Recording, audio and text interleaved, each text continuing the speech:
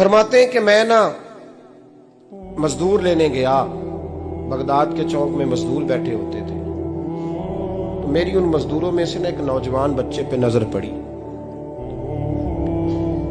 बड़ा कमजोर सा वजूद था, लेकिन चेहरे पर इबादत का निशान था। माथा बताता था कि नमाज का बड़ा ख्याल रखता है। मैं उसके करीब गया।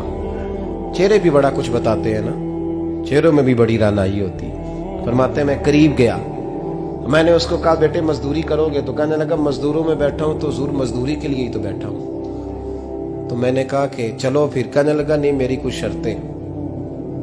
मैंने कहा बताओ? कहने लगा पहली शर्त यह है कि लोग 4 दिनार दिहाड़ी लेते हैं, मैं 3 दिनार लूंगा। मैंने कहा यार बे तो बड़ी बेहतरीन है, बाकी भी इस तरह की रख ले। उसने कहा हुजूर दूसरी शर्त यह है कि मैं आपकी मुकम्मल बात मानूंगा, लेकिन जब अजान हो जाएगी फिर आपकी नहीं सुनूंगा।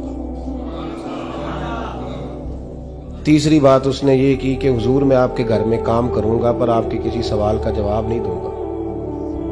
कहते मैंने कहा यार तू बड़ा अजीब है, शर्तें तो मालिकों की होती हैं। कहने लगा जी बहरहाल मैं शर्तें लगा के जाता हूं। फरमाते मैं उसे घर ले आया, काम मैंने उसको बताया, तो जो काम मजदूर सारे दिन में करता है ना उसने 2 घंटे में ही कर दिया। हमारे मजदूर सिगरेट पीने में भी तो आधा घंटा लगाते हैं, वो चाय पीने जाए तो पौना घंटा। वहां उनको भी तो दयानतदारी करनी चाहिए कि नहीं करनी चाहिए? ने मुआहदा किया है ना जी, तो पूरा उतरना चाहिए ना। कहते 2 घंटे में। अब काम जब बंदा शुरू कराता है तो काम और निकल आता है। कहते काम मैंने उसको और बता दिया, वो करने लगा। उसने मिट्टी निकाल के रखी थी बाहर रास्ते में, तो अजान हो गई जोर की। उसने वहीं कुदाल छोड़ी कही और चलने लगा। तो मेरा बेटा कहने लगा इसको जरा बराबर कर दो। कहने लगे चुप कर जा, तेरे बाप से बात हुई थी, जब अजान होती है तो मैं किसी और की नहीं सुनता, सिर्फ अल्लाह रसूल की सुनता हूं। कहते हो मस्जिद चला गया, नमाज पढ़ के आया तो दोपहर का वक्त था। मेरी बीबी कहने लगी इसको को खाना खा ले। कहते हमने कहा खाना खा लो, तो कहने लगा मैंने रोजा रखा हुआ, रमजान भी नहीं था, नफली रोजा रखा हुआ। फरमाते हैं शाम हुई, मैंने 3 दिनार दिए, तो मैंने कहा तेरा नाम क्या है? कहने लगा मैंने आपसे कहा था मैं किसी सवाल का जवाब नहीं दूंगा। कहते वो चला गया। अगले दिन मैं फिर लेने गया उसे, काम कुछ और निकल आए, तो लोगों ने बताया वो सिर्फ हफ्ते वाले दिन आता है। मैंने कहा क्यों? कहने लगे जी वो कहता है मेरा हफ्ते का खर्चा 3 दिनार है, जब 3 दिनार कमा लेता हूं तो बाकी सारा टाइम अल्लाह रसूल की जिक्र में गुजार दिया करता हूं। फरमाते हैं जी अगले हफ्ते मैं फिर लेने गया, मैंने पूरा हफ्ता इंतजार किया कि काम उसी से कराना है। मैं जब गया तो मैंने कहा चलो। कहने लगा मेरी शर्तें याद है ना?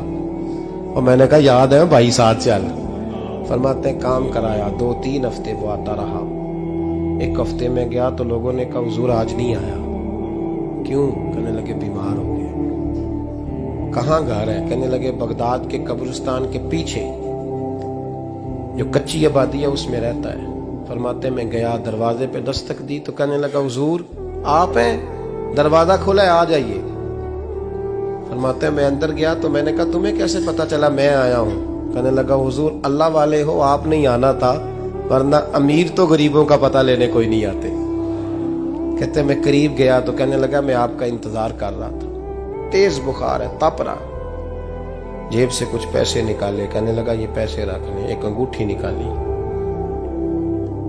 कहने लगा हुजूर आज रात को मेरा इंतकाल हो जाएगा, इन पैसों का कफन खरीद के सुबह जनाजा पढ़ के मुझे दफन कर देना, और जब दफन करो तो ये अंगूठी लेके असर के बाद हारून रशीद के पास जाना। आप उसे कहना मैंने मिलना है, पर वो आपको टाइम नहीं देगा। आप उसको आवाज दीजिएगा कि तेरी एक अमानत है मेरे पास, फिर वो आपसे मिलेगा तो अंगूठी दे दे, फिर आप मेरी तरफ से फारिग हैं। हजरत फरमाने लगे तेरा नाम? और कहने लगा हुजूर वक्त थोड़ा है, आज रात मैंने जाना है, बड़ी लंबी माफी मांगनी है रब करीम से, अगर मुनासिब समझे तो मुझे अपने रब से तन्हाई कर दे। फरमाते हैं मैं आ गया, पर उसकी बातों ने मुझे सारी रात सोने नहीं दिया। फरमाते हैं सुबह बड़ी मुश्किल से सूरज निकला, मैं गया दरवाजे पे हाथ रखा तो दरवाजा खुला हुआ था। अंदर दाखिल हुआ तो खुशबुएं मेरा इस्तकबाल कर रही थी। जब चेहरे से कपड़ा हटाया तो उसका तो इंतकाल हो चुका। इंतकाल हो चुका है, ऐसे है जैसे किसी का दीदार करके सोया है। कहते मैं तो 2 आदमी ले गया था जनाजे पे, पर पता नहीं दुनिया किधर किधर से आई, कहां कहां से। अखां जदों मीटियां जमाना मैनू रोवेगा, अपना ते अपना बेगाना मैनू रोवेगा। फरमाते हैं मैं तो 2 बंदे ले गया था, पर पता नहीं मखलूक कहां कहां से आई। जनाजा पड़ा, दफन किया। हारून रशीद के पास में असर के बाद गया, मैंने बुलाना चाहा पर बादशाह था, मेरी तरफ देखा ही नहीं। मैंने उसको कहा तेरी ये अमानत मेरे पास है। फरमाते हैं वो मुझे कोने पे ले गया, क्या बात है, कमरे में बुलाया, मैंने अंगूठी दी। हारून रशीद तो चीखे मारने लगा, कहने लगा अंगूठी वाला कहाँ है? मैंने कहा वो तो इंतकाल कर गया। कहने लगा मुझे कब्र पे ले चल। कहते मैं कब्र पे लाया तो वो लेट गया, तड़प के रोने लगा। मैंने कहा मेरा कलेजा फट जाएगा, ना उसने कुछ बताया ना तूने बताया, ये कौन था? तो हारून रशीद कहने लगा ये मेरा बेटा था। मैंने कहा तेरा बेटा और मजदूर? कहने लगा हुजूर ये हजरत दाऊद ताई के पास बैठा करता था, उनका मुरीद था, मुझे रोज कहता था अब्बा तूने बड़ी दुनिया इकट्ठी कर ली है, मरते वक्त तुझसे टांगे समेटी नहीं जाएंगी, इतना हिसाब नहीं तू दे सकेगा। मैं इसको समझा देता, इसकी अम्मा समझा देती। ये रोज हमें कहता छोड़ दो, आ जाओ अल्लाह रसूल की बारगाह में झुक जाएं।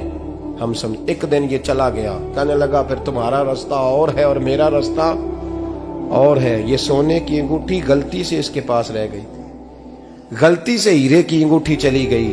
कहने लगा देखो मेरे बेटे ने आज वो भी वापस कर दी है।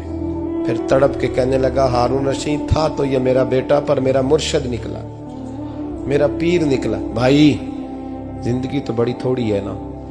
बाबा साहब ने कहा था उठ फरीदा सुत्या, और दाढ़ी आ गया ही पूर, अग्गा नेड़े आ गया, पिछा रह गया ही दूर। उठ फरीदा सुत्या खलकत वेखन जा, मते कोई मिल जाई बख्शिया ते तू ही बख्शिया जा। उठ फरीदा सुत्या झाड़ू दे मसीत, तू सुते रब जागदा, तेरी डाडे नाल परीत। मेरा रब हमें भी अपनी बारगाह में कबूल फरमाते हैं कि